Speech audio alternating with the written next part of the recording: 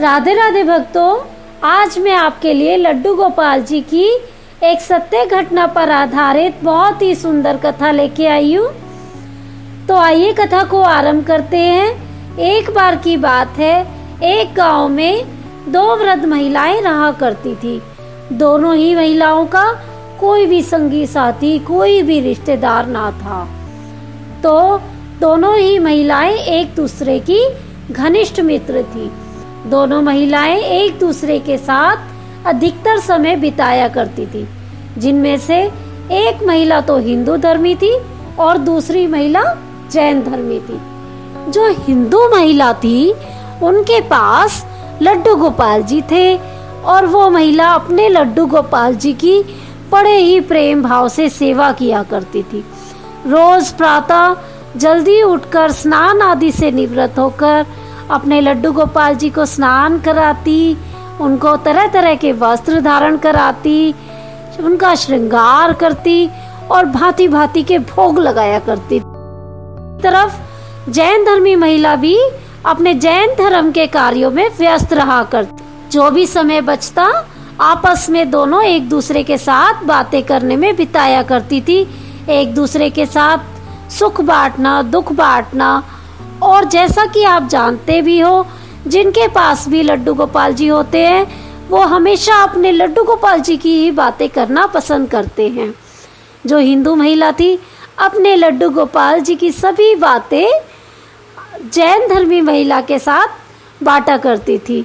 तो जैन धर्मी महिला के भी मन में लड्डू गोपाल जी की सेवा करने के लिए कहीं ना कहीं भाव आ जाता था। इसी तरह एक दिन हिंदू धर्म वाली महिला ने अपनी सहेली से बोला कि मुझे तीर्थ पर जाना है 1 माह के लिए, क्या तुम मेरे साथ चलोगी? जैन धर्म वाली महिला ने कहा, वृद्धावस्था के कारण मैं तुम्हारे साथ तीर्थ पर नहीं जा पाऊंगी। तो हिंदू धर्म वाली महिला ने कहा कि क्या तुम 1 माह के लिए मेरे लड्डू गोपाल जी की सेवा कर लोगी? जैन धर्म वाली महिला ने बड़ा खुशी खुशी सहर्ष लड्डू गोपाल जी की सेवा स्वीकार कर ली और हिंदू वाली महिला ने सारे अपने लड्डू गोपाल जी की सेवा से नियम, सारे श्रृंगार, वस्त्र धारण करना, सब कुछ जैन धर्म वाली महिला को सिखा दिया और वो तीर्थ पर निकल गई। अब तो क्या था, जैन धर्म वाली महिला ने बड़े प्यार से, प्रेम भाव से लड्डू गोपाल जी की सेवा आरंभ कर दी। अब तो क्या था, हमेशा जैन धर्म वाली महिला ने लड्डू गोपाल जी को वस्त्रों में ही देखा था। अब आज वो क्या देखती हैं कि लड्डू गोपाल जी के पैर तो पीछे की तरफ मुड़े हुए हैं। अब उन्होंने सोचा शायद इनकी सेवा ढंग से नहीं हो रही है, कमजोरी के कारण इनके पैर पीछे की तरफ मुड़ गए हैं। अब पूरी रात वो चिंतित रही कि लड्डू गोपाल जी की सेवा तो मैं कर लूंगी, भोग भी लगा लूंगी, पर बेचारे इनके पैरों को कैसे सीधा करें।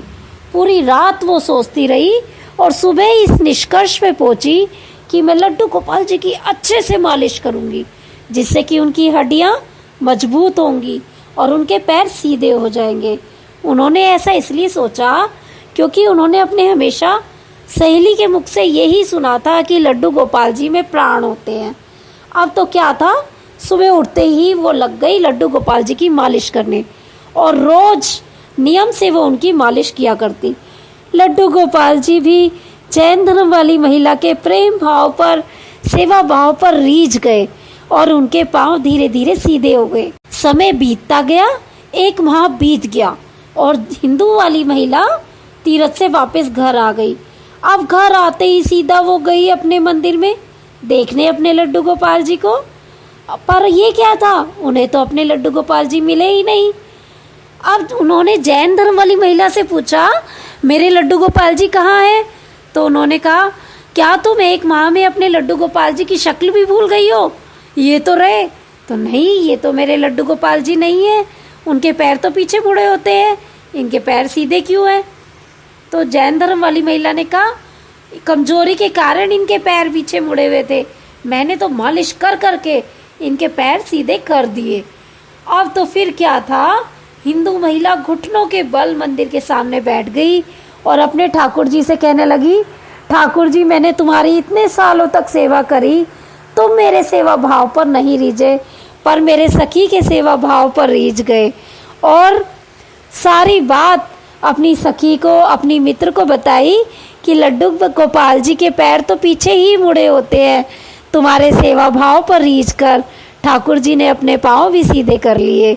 इसी तरह जैन धर्म वाली महिला को भी आज लड्डू गोपाल जी की शक्ति का एहसास हो गया। आज के बाद दोनों ही वृद्धाओं ने मिलकर आपस में प्रेम भाव से, सेवा भाव से लड्डू गोपाल जी की सेवा करनी आरंभ कर दी।